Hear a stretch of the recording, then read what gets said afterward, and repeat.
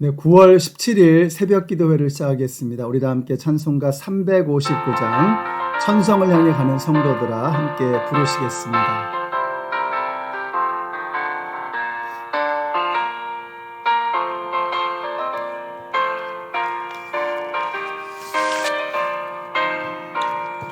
천성을 향해 가는 성도들아 앞길의 장애를 두려 말아라. 성령이 너를 인도하시리니 왜 지체를 하고 있느냐. 앞으로 전성을 향해 나가세. 전성문만 바라고 나가세. 모든 천사 너희를 영접하러 문 앞에 기다려 서 있네. 너 가는 길을 누가 비웃거든 확실한 증거를 보여주어라. 성령이 친히 감하여 주사 그들도 참 길을 찾으리. 앞으로 전성을 향해 나가세. 전성문만 바라고 나가세. 모든 천사 너희를 영접하러 문 앞에 기다려 서 있네. 너 가는 길을 모두 가기 전에 내 손에 든 검을 꽂지 말아라.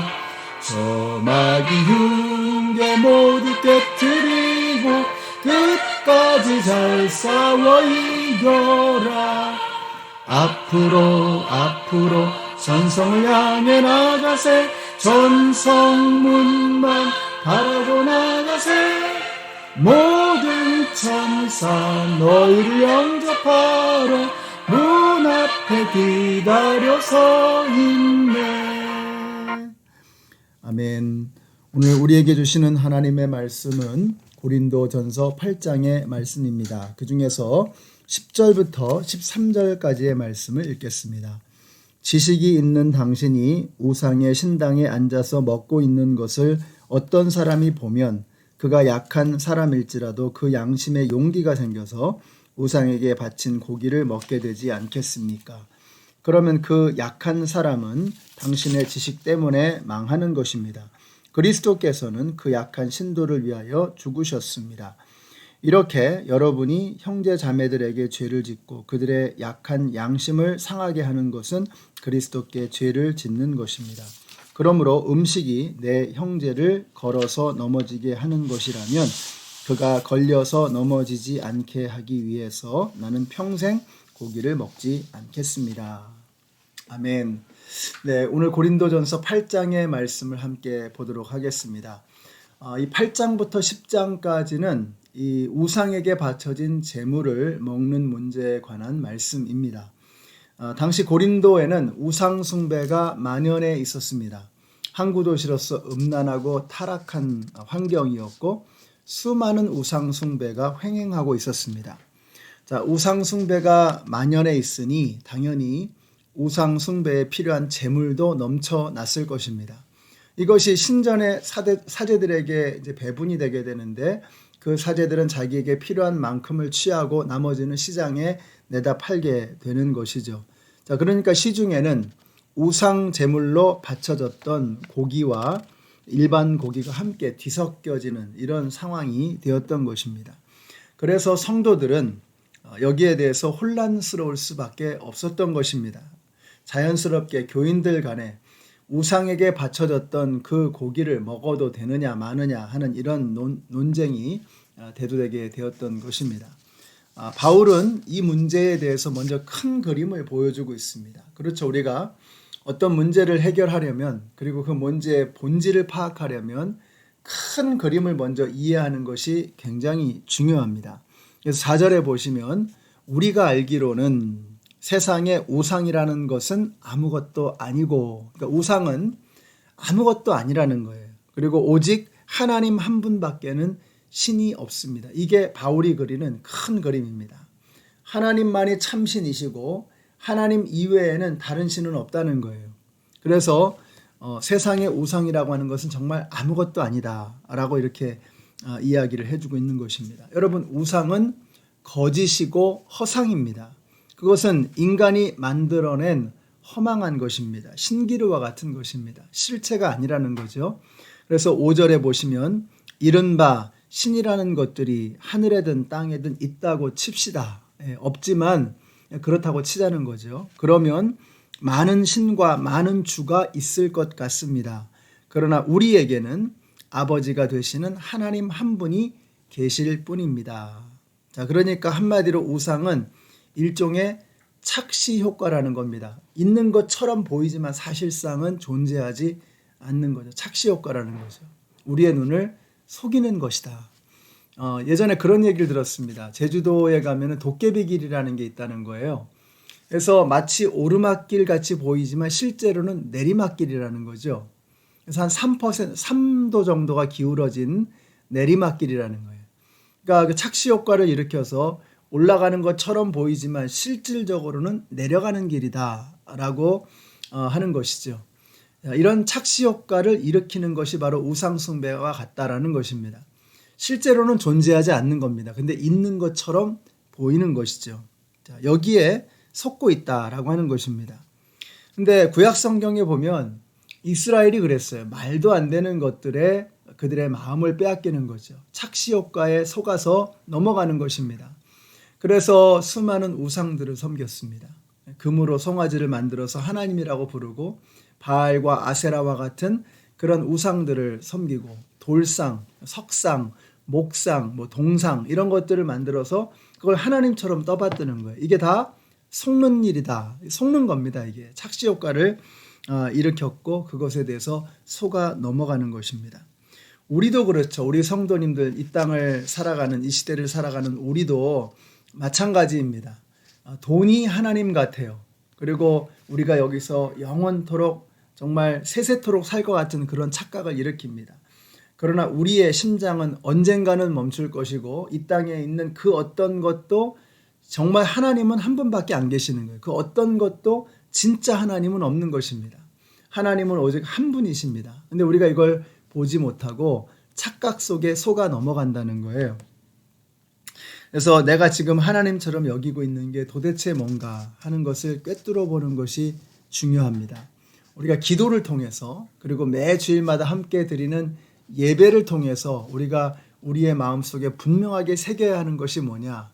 진짜 하나님은 누구이신가? 이걸 보는 겁니다. 우리가 매 주일마다 모여서 예배하는 게 이게 아무것도 아닌 것처럼 보이지만 여러분 그것이 우리가 드리는 그 예배가 바로 하나님을 향한 우리의 고백입니다. 하나님은 한 분이십니다. 그 말은 이 세상에 다른 어떤 것도 하나님이 아니라고 하는 것을 선포하는 엄청난 일을 하는 것입니다.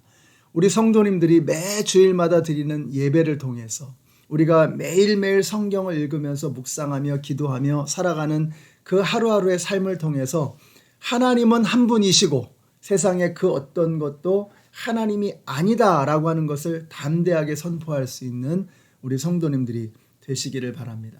반면에 우상은 헛된 것이고 반면에 하나님은 어떻습니까? 6절을 다시 한번 보세요. 그러나 우리에게는 아버지가 되시는 하나님 한 분이 계실 뿐입니다. 만물은 그분에게서 났고 우리는 그분을 위하여 있습니다. 이게 바울이 보는 세계관입니다. 세상에 하나님은 한 분이시고 나머지는 다 가짜다라고 하는 것을 선포하고 있는 것입니다. 자, 그러니까 사실은 우상 숭배에 바쳐진 음식을 먹으나 안 먹으나 상관이 없는 거죠. 왜냐하면 가짜니까. 이걸 아는 사람에게는 우상에게 바쳐진 음식을 먹든 안 먹든 이게 전혀 중요한 게 아닌 것입니다. 그럼 문제는 뭐냐? 믿음이 연약한 사람들이 문제라는 거예요. 이걸 정확하게 명확하게 알고 있지 못한 사람들에게는 이게 시험거리가 될 수 있다라고 말씀하고 있는 것입니다. 자, 그래서 9절에 보니까 뭐라 그래요? 걸림돌이 되지 않도록 조심하라. 믿음이 연약한 사람들에게 걸림돌이 되지 않도록 조심하라는 것입니다. 교회에는 믿음이 성숙한 사람도 있고 믿음이 강한 사람도 있습니다. 그러나 그렇지 않은 사람도 있어요. 이제 막 예수 믿기 시작하는 사람도 있고 아직 예수님을 알지 못하는 사람도 존재하는 것입니다. 교회 안에는 서로 이렇게 다양한 사람들이 모여서 신앙생활을 하는 것입니다. 그럼 믿음이 강한 사람들은 어떻게 해야 되느냐? 믿음이 연약한 사람들을 배려하고 그들을 생각하면서 신앙생활 해야 된다. 걸림돌이 되지 않도록 조심하라. 이렇게 말씀하는 거예요. 우리가 앞으로 보게 될 고린도전서 10장에 보시면 이런 말씀이 나와요.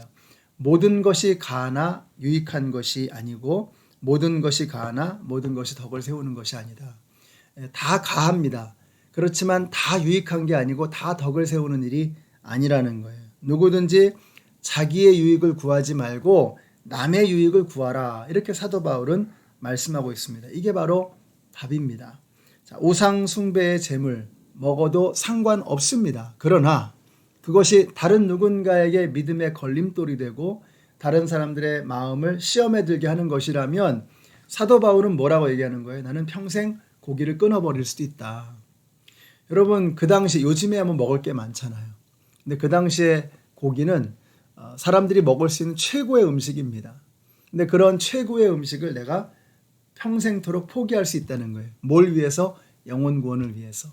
자, 그렇다면 이것을 우리가 어떻게 우리의 삶에 적용해야 될까는 선명해지는 것입니다. 우리의 최고의 관심사가 무엇이 되어야 한다? 하나님께 영광 돌리는 것이 되어야 하고 또 한 가지는 영혼을 구원하는 일에 초점이 맞춰져야 한다. 다른 사람을 실족시키는 일을 해서는 안 되는 것입니다. 하나님의 영광 가리는 일을 해서는 안 되는 것입니다. 오늘 나에게 하나님의 영광을 가리는 일이 무엇인가? 다른 사람의 영혼을 실족시키는 일이 무엇인가 하는 것을 한번 돌아보시고 그러한 것이 생각나거든 오늘 당장 멈출 수 있는 저와 여러분이 되시기를 바랍니다. 기도하겠습니다. 하나님 감사합니다. 오늘 말씀을 통해서 정말 우리에게 중요한 것이 무엇인가를 깨닫게 하시니 감사합니다. 하나님께 영광 돌리고 하나님께서 그렇게 귀하게 여기시는 한 영혼을 살리는 일을 위해서 우리가 혼신의 힘을 다할 수 있는 저희들 모두가 되게 하여 주시옵소서. 예수님의 이름으로 기도드렸습니다. 아멘. 네, 사랑하는 성도 여러분, 오늘 우리의 삶을 통해서 하나님이 영광 받으시고 우리 때문에 한 영혼이 걸려 넘어지는 것이 아니라 오히려 우리를 통해서 하나님께로 나아가는 은혜가 있게 되시기를 우리 예수님의 이름으로 축원합니다.